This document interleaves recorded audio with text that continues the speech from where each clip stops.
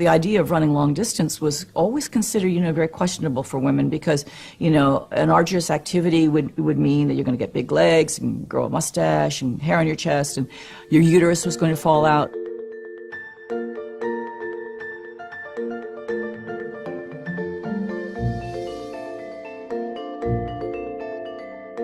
So I filled out the entry form. I signed my name with my initials. I signed K.V. Switzer. And when I signed it that way, obviously, when the form went in, they couldn't tell it from a guy's.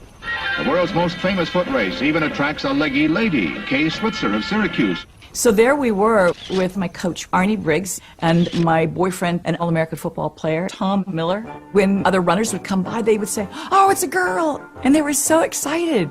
And Arnie was saying, "Yep, I've trained her." And all of a sudden, the flatbed truck is in front of us, and I heard the photographer saying, "Slow down, slow down, slow down." And they were taking pictures of us. On this truck was the race directors. One of them was a feisty character by the name of Jock Semple. He just stopped the bus, jumped off, and ran after me.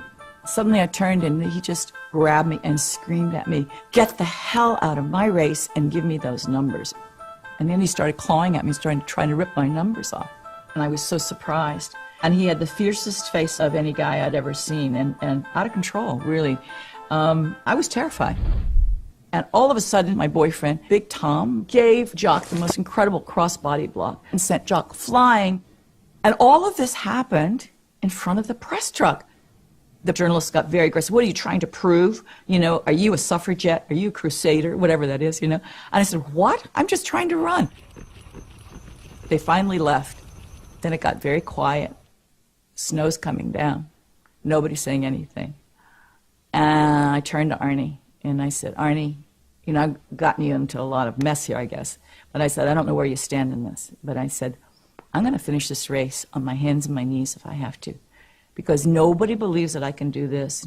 And suddenly I realized, if I don't finish this race, then everybody's going to believe women can't do it and that they don't deserve to be here and that they're incapable. I've got to finish this race. I finished in 4 hours, 20 minutes. That race changed my life.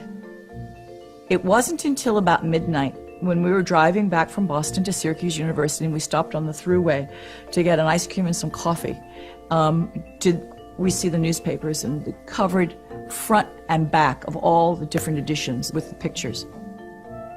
I realized that now this was very, very important, and this was going to change my life, and it was probably going to change women's sports.